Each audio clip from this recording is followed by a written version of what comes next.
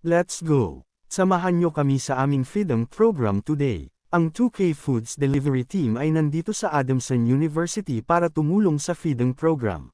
Nandito na sila at nag-aantay na lang ng go signal na pwede na simulan ang pila. Ang dala nating pagkain ngayon ay kanin at gulay na may kasamang adobong chicken. From 2K Foods Delivery Team.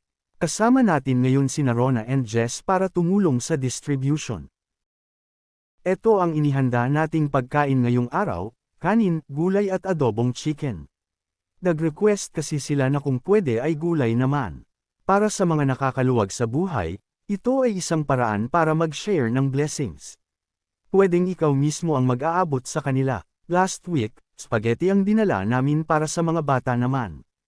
Para sa mga nabigyan dyan ng blessings, baka gusto nyo lang mag-share, baka wala kayong panahon magluto or mag-prepare. Diyan ka namin matutulungan sa pag-prepare ng mga pagkain.